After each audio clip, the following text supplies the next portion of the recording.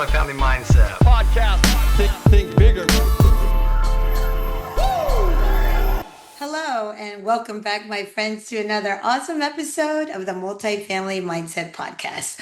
I'm your hostess, Cyndi Maguire, better known as Cyndi. Show me the money, Maguire. I wear a few hats around here. I'm a strategist at the Multifamily Mindset, seasoned real estate investor, capital raiser, co-founder of Gold Bar Partners, and mentor to many budding real estate enthusiasts. If you're new here, we're happy you found us and super stoked to have joined our ever expanding network. So if you're looking for inspiration, practical advice, or just a good story, you've come to the right place. Today, I'm beyond excited, and I mean can't stop smiling excited to introduce to you a dear friend of mine. He's been an equity partner in over $100 million worth of real estate and is currently a partner in over 4,200 multifamily units. This guy is a fundraising powerhouse, a deal-making dynamo, yes, and a mentor who's helping investors all over the country crush it. He's been in the real estate game for over 23 years, and somewhere along the way, he found his sweet spot in capital raising and mentoring the next generation. Calling in from the big, bold city of Houston, Texas, let's give a huge welcome to the one and only Tim Mai. Welcome, Tim. Well, thank you. Well, thanks for having me on, Cyndi. Absolutely. I was so thrilled when you said you would come on to the podcast with me because honestly, I've been following you through social media for years. And I was so excited to finally meet you this year. And then we just connected. And so it's so awesome to see you, to know you, and to work with you. So, first off, let's give our listeners a little introduction of yourself. So, can you tell us how you got into real estate? Yeah, so, back in the .com days, you guys all know what happened after the .com, right? .com boom, .com busted, and Yes.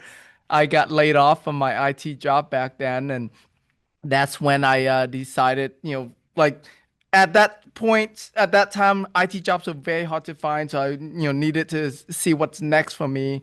And I would go into the bookstores. A couple of books that I bought. One was Rich Dad Poor Dad, that sort of introduced me to real estate, and then Robert Allen, um, The 1 Minute Millionaire was the other book. So my name is actually in the back of that book. And yeah, so those couple books and, started my journey in real estate investing. That's been now 23 plus years. And yeah, so 20 of those years has been in the single family home and the land space. I've bought and sold lots of houses, rentals, land. And then 3 years ago, I got a friend of mine, really cool story. So when I first met him, we were talking about and sharing notes about real estate investing. And he said, "Yeah, Tim, I used to do fix and flips like you do, but these days, each deal that I do adds at least $1 million to my net worth." And when I heard that, I was like, "What? These fix and flip deals don't make me anywhere near that amount." And so he was sharing with me about multifamily investing and commercial real estate. The deals are a lot bigger. There's a lot more profit to be made. And yeah, so that piqued my interest. And so I started, learning more about this multifamily syndication space. And here I am 3 years later and, a partner in over 4,200 units. And it's been an incredible journey. That's awesome. I know I rode the dot-com boom also, and I rode the dot-com bust. So I think, I too started in single family. And yes, there was other people around me, other investors saying, you need to go into multifamily. You need to go, graduate from there, put on your big girl panties and keep going forward. I was like, okay, so I absolutely get that. And I understand getting laid off too, because I was on that train and track as well. So, Tim, I'm going to ask you questions about capital raising because we've heard a lot of people talk on this, and I really love your system. And so I'm just going to start with what are the most common mistakes new investors make when capital raising? Yeah, it's a great question. I mean, there's a number of different things, but I think that the biggest one that real estate investors make when it comes to capital raising is thinking that it's about the deal, right? A lot, and sometimes we have heard of this term, especially if you come from the single family home space like I did. There's this term that says, if you have a good deal, money will come. Well, that's it I've might heard work. that. Yeah, and it might work on a small deal, like when you're just needing a few 100,000. But when we're talking about needing millions or tens of millions of dollars, it doesn't quite work like that. And because you're raising money from, especially in the real estate syndications of real estate funds, or where you're pulling money from a bunch of investors, right? So if you need a $10 million raise, and let's say each investor invests 100,000, that's 100 investors to raise that $10 million. And so, so you need a lot more investors. And so before the deal happens, trust has to happen.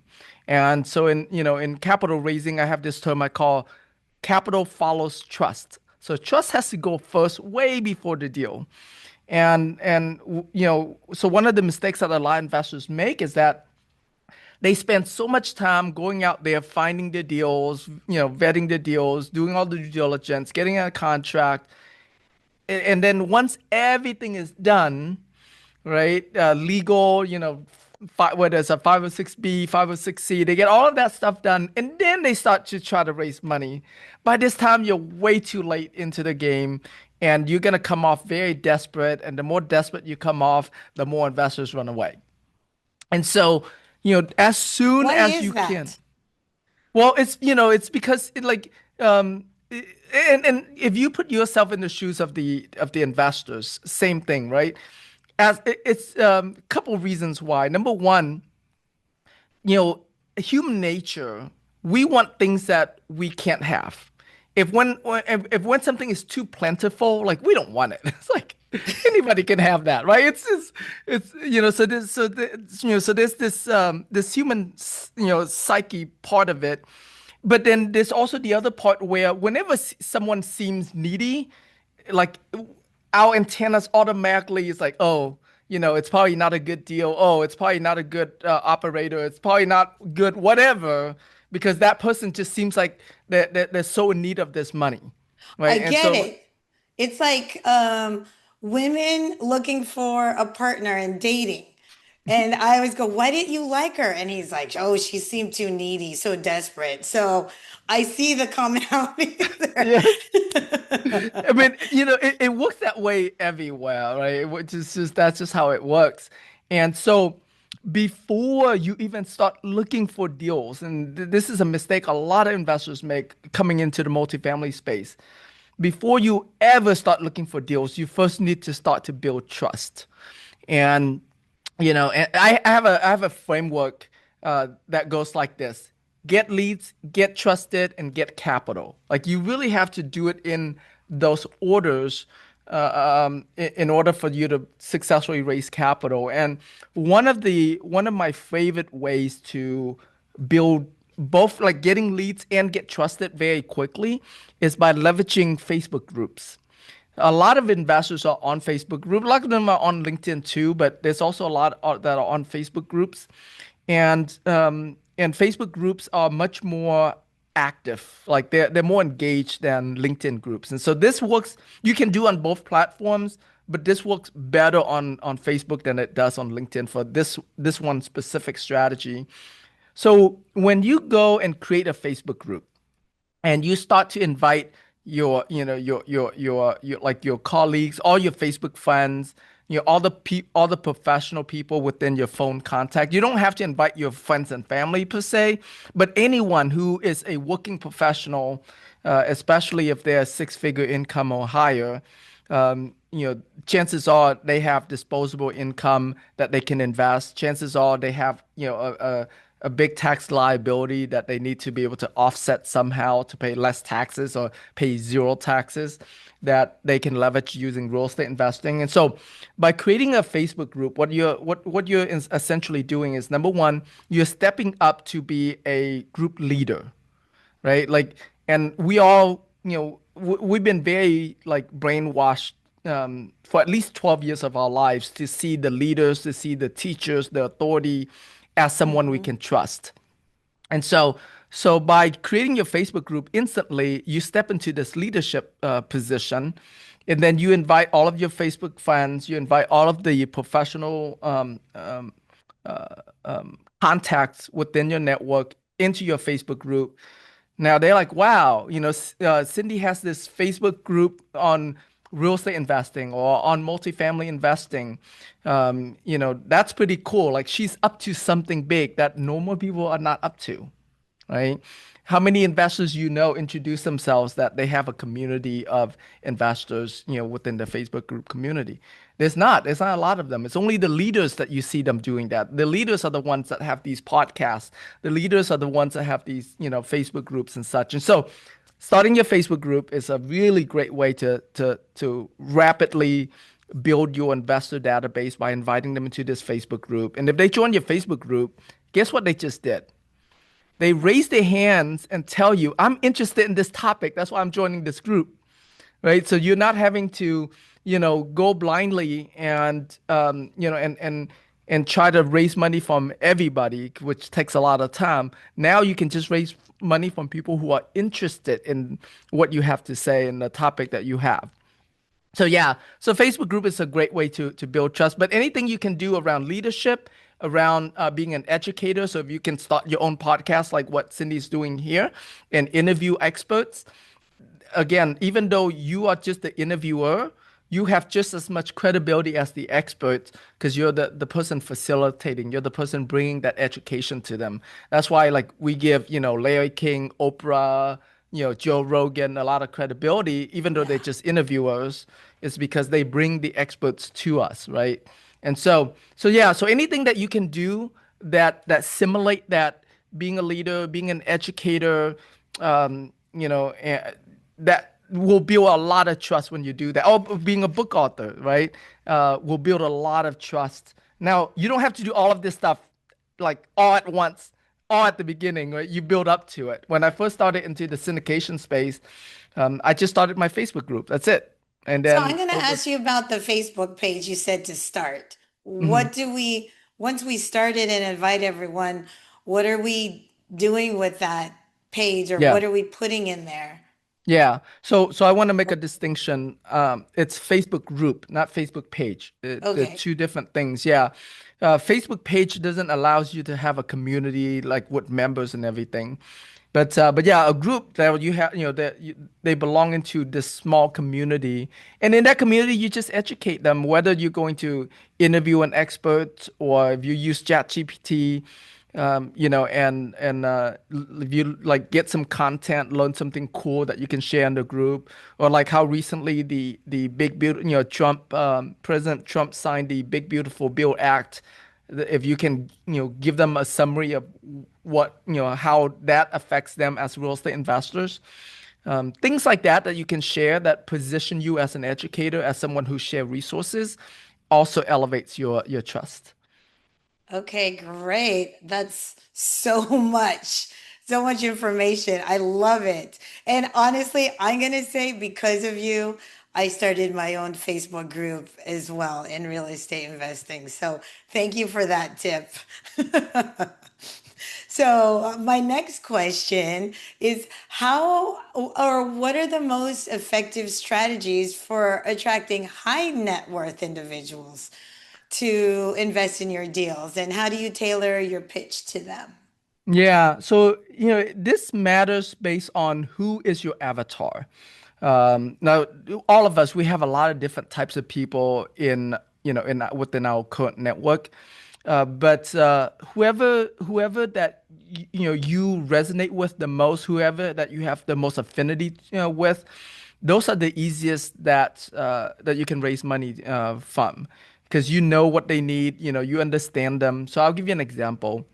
If you look in my phone contacts and between different types of professionals that are high income earners, you're going to find that I have more business owners than any other type of professional in my in my phone contact because I've been a business owner for since I started real estate investing, so over 23 years ago. And so because of that, I chose business owners as my avatar, the one that I will most focus my education and content into. And yeah, so I know for me as a business owner, one of the things that that I deal with the most is having to pay taxes, right? And so for me, tax is a really big topic that my partner and I use to attract the investors we're looking for. So we would do webinars around, how business owners can pay zero taxes investing in real estate, or just, like different tax strategy. Even with the big beautiful build I mentioned, when we're talking about, we always talk more from the tax perspective, right? How this bill affects, what we can do with, tax strategies, whether it's 1031 exchange or, yeah, like bonus depreciation, cost segregation, those type of topics is the topic that we cover to attract people who have big tax liability. Because think about it, if they have a big tax liability, meaning that they pay, let's just say, 50,000 a year or more. What does that mean? That means that, yeah, they're definitely six-figure income earners to have a tax liability of $50,000 or more. Right. And so then we know at a minimum, they can leverage that money that they were to pay to Uncle Sam and invest that money, and, and build their wealth with, instead of just giving it to Uncle Sam and, he does whatever he does with your money. Right. And so, yeah, so that's the angle that I use. Now, on the other hand, I'll give you another example. One of my mastermind members, he's a dentist, and most of his network are other dentists. And so he goes after topics that are important to dentists. And so he, besides the taxes side of things, which is very applicable to them, the cash flow is also very attractive to them because they want to make passive income, so that way one day they don't have to bend over to do the dental work all day long, right? Because that's one of the things that dentists deal with, being being in the clinic, most of the week. And so passive income is really important to them. So he talks a lot about passive income. He talks a lot about building wealth outside of your dental business. So that way, eventually, if you want to, you can exit out of the dental business, or, or sell your dental business and just retire from your real estate investing. And so yeah, so knowing who your avatar is allows you to cater that topic to your avatar. And that's how you also attract them. I get that. And you know what I like to use is inactive 401ks. So, like you, me, I mean, really, what professional has not gotten laid off? Yep. Especially engineering, software, IT. It's before, back in the 80s, 90s, it was almost because of your work ethics, or the way, but now it's just the way the market is. And with manufacturing and R&D moving to different states or doing other countries. So that's another topic I like to talk about, is these inactive 401ks that are doing nothing. Because I mean, honestly, when I talk to a lot of them, most of them just leave it wherever it was left. And I Yep. was like, wait, so you have no idea what it's doing? They're like, no, they have even no clue of how much is in there. So I think it's always funny. I get them to figure, they're like, oh, and they have so much in there. And then we get to educate them on their options in investing in real estate. So awesome. Very cool. Well, hey, real quick before you move on to the next question, would you like me share a really quick tip on how you can find those type of people on LinkedIn? Absolutely. Yeah, so LinkedIn has a tool called Sales Navigator. It's like 90 or $100 a month tool. You can get a 30-day free trial, so you can try this out. But within Navigator, LinkedIn allows you to search for people who changed their job within the last 90 days.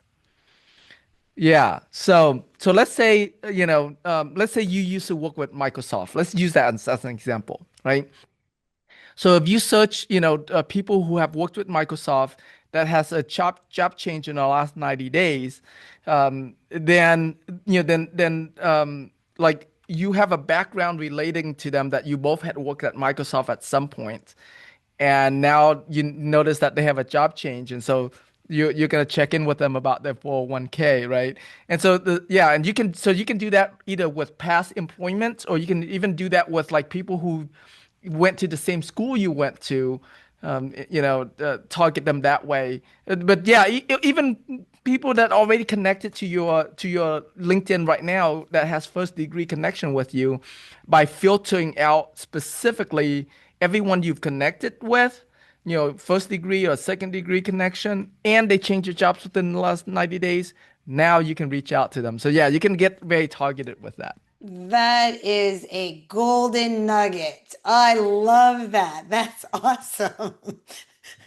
That's great. Okay, so I'm going to start that today after this call.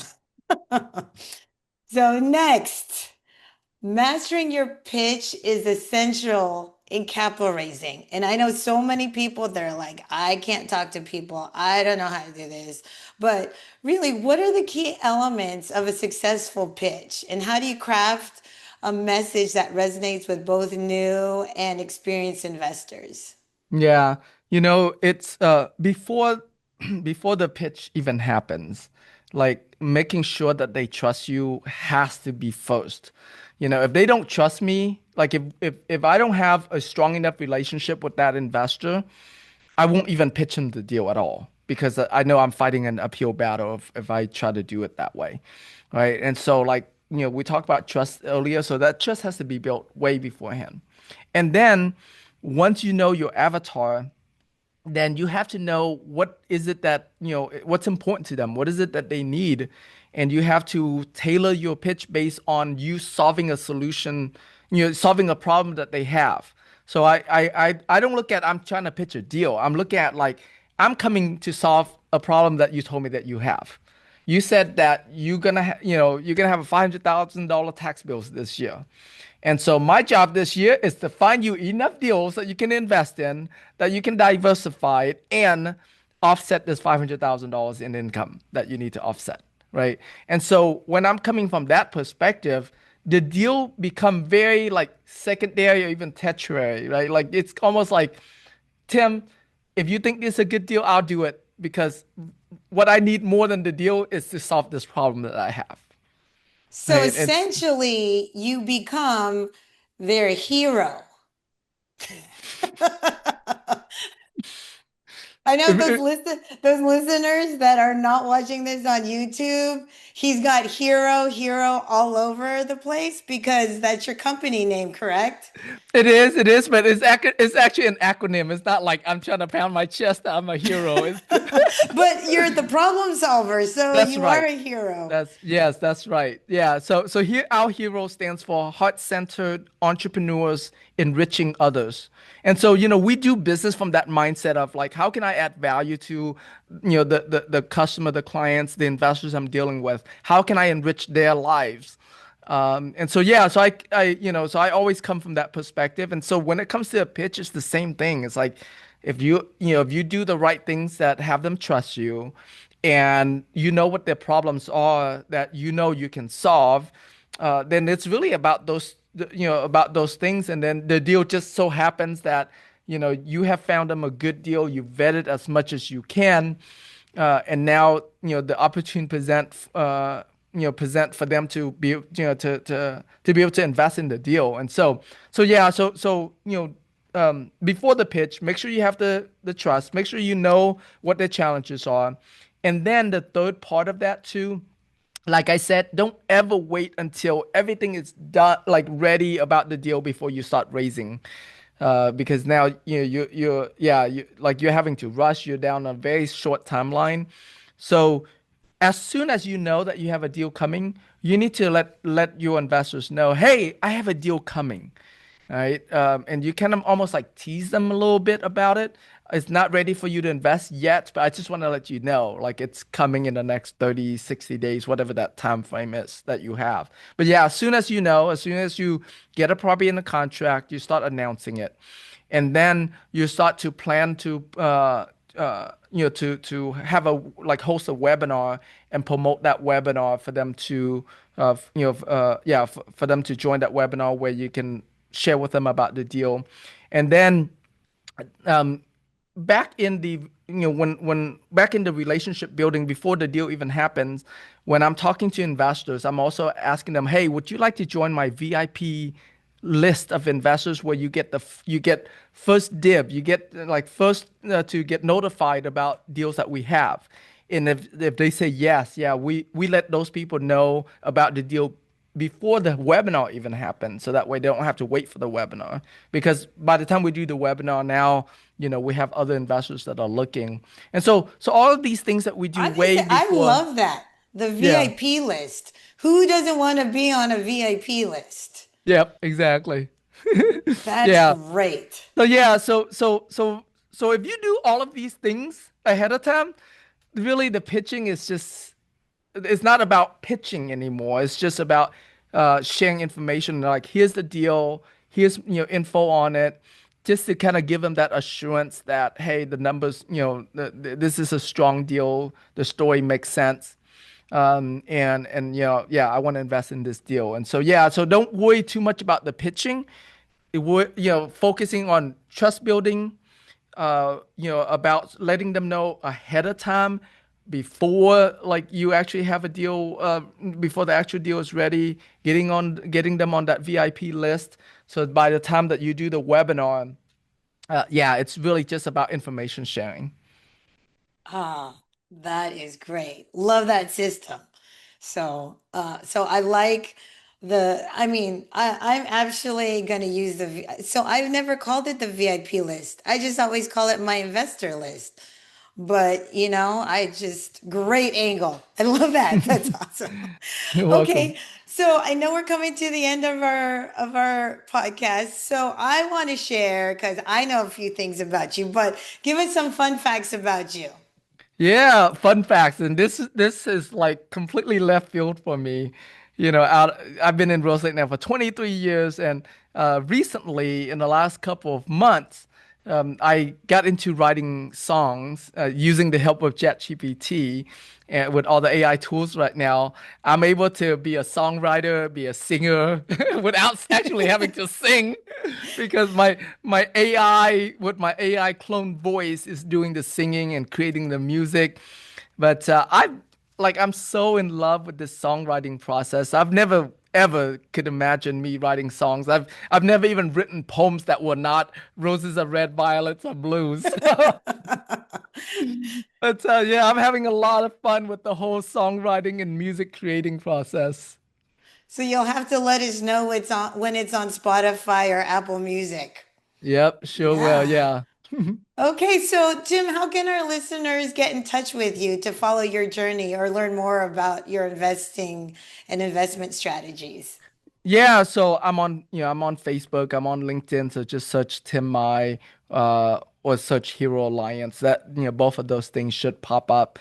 And yeah, so if you want to learn more about like this whole capital raising, I have a very inexpensive mini like course that that I sell. You can go to that. It's investorsapproachyou.com, investorsapproachyou.com. And yeah, check it out. Awesome. Well, thank you, Tim. Thanks for sharing your insights and strategies on capital raising. And thank you, my friends, for sharing your time with us today. We hope you enjoyed our episode with Tim Mai. Please join us again for more stories, insights, and inspiration. Until then, keep thinking bigger and get better every day. Thank you, Cindy. Thanks for having me on. Thanks, everyone. See ya.